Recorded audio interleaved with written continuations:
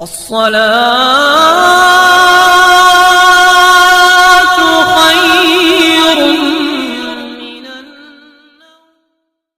من ناظرین گرامی، آج کی اس ویڈیو میں ہم آپ کو حضرت علی شیر خدا کے حوالے سے 3 ایسے لوگوں کے بارے میں بتانے والے ہیں جن کی بقرعید کے موقع پر کی جانے والی قربانی اللہ کی بارگاہ میں قبول و منظور نہیں ہوگی۔ یعنی کہ یہ 3 طرح کے لوگ ایسے ہیں جو بقرعید کے موقع پر قربانی کرتے ہیں تو ان کی قربانی اللہ کی بارگاہ تک نہیں پہنچ پاتی ہے اور اللہ ان کی قربانی کو قبول نہیں کرتا ہے۔ اس لیے اگر آپ بھی بقرعید پر قربانی کرنے والے ہیں تو آج کا ویڈیو آپ سبھی کے لیے بہت خاص ہے، آپ اسے آخر تک ضرور دیکھیں گا اور مہربانی کر کے اپنے دوستوں کے ساتھ بھی اس ویڈیو کو ضرور شیئر کریں تاکہ بقرعید سے پہلے زیادہ سے زیادہ لوگوں تک یہ ویڈیو پہنچ جائے۔ تو آئیے دوستو اپنے موضوع کی جانب چلتے ہیں۔ پیارے دوستو، ایک مرتبہ عید الاضحیٰ کے موقع پر یعنی کہ بقرعید کے موقع پر ایک شخص حضرت علی کی بارگاہ میں حاضر ہوا اور دستے ادب عرض کرنے لگا،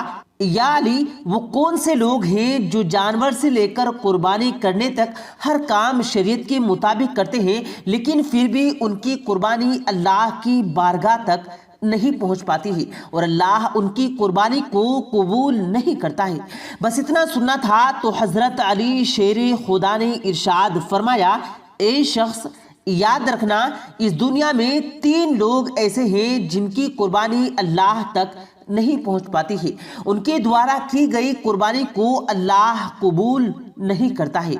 نمبر 1، مشرک لوگ۔ پیارے دوستو، حضرت علی شیر خدا نے ارشاد فرمایا، اے شخص، یاد رکھنا پہلے لوگ ہیں شرک کرنے والے، یعنی کہ جو لوگ اللہ کے نام کے ساتھ کسی اور کو شامل کرتے ہیں، اللہ کی ذات، صفات یا عبادت میں کسی اور کو شریک کرتے ہیں، اللہ کے علاوہ کسی اور کی عبادت کرتے ہیں تو ان کی قربانی اللہ کی بارگاہ میں نہیں پہنچ پاتی ہے اور اللہ ایسے لوگوں کی قربانی قبول نہیں کرتا ہے۔ اور یہی نہیں، اے شخص، یاد رکھنا مشرک لوگوں کا کوئی بھی عمل اللہ قبول نہیں کرتا۔ مشرک لوگ اگر حج کریں تو ان کا حج کرنا برباد، ایسے لوگ قربانی کریں تو ان کی قربانی کرنا بھی برباد، اور اگر ایسے لوگ جہاد کریں تو ان کا جہاد کرنا بھی برباد ہو جاتا ہے۔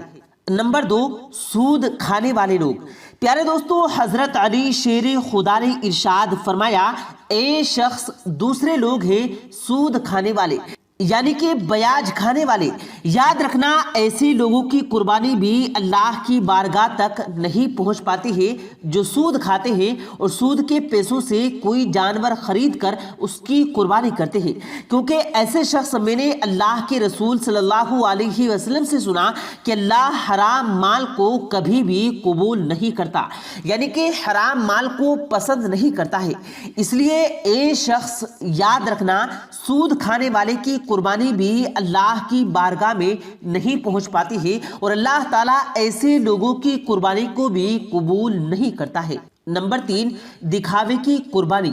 پیارے دوستو، حضرت علی شیر خدا نے ارشاد فرمایا، اے شخص، تیسرے قسم کے لوگ وہ ہیں جو بقرعید کے موقع پر قربانی دکھاوے کی کرتے ہیں، گوشت کھانے کی نیت سے کرتے ہیں۔ یاد رکھنا ایسے لوگوں کی قربانی بھی اللہ کی بارگاہ میں نہیں پہنچ پاتی جو قربانی میں دکھاوا کرتے ہیں، کیونکہ ایسے شخص، ہمیشہ یاد رکھنا، قربانی ہمیشہ اللہ کے لیے ہونی چاہیے، نہ کہ دکھاوے کے لیے۔ مگر آج کل تو لوگ کیا کرتے ہیں کہ قربانی کے لیے مہنگا گوشت خرید لیتے ہیں اور پھر اس کو دکھاوا کرتے ہیں، لوگوں کو بتاتے پھرتے ہیں کہ ہم نے اس بار 80,000 کا جانور خریدا ہے، ہم نے اتنا خوبصورت جانور لیا ہے۔ یاد رکھیں، قربانی میں اس طرح کا دکھاوا نہیں ہونا چاہیے۔ آپ جانور کتنے کا لاتے ہیں یہ اللہ کے نزدیک اہم نہیں، آپ جانور کیوں لا رہے ہیں یہ اللہ کے نزدیک اہم ہے۔ اس لیے حضرت علی شیر خدا نے ارشاد فرمایا، اے شخص، ایسے لوگوں کی قربانی بھی اللہ کی بارگاہ میں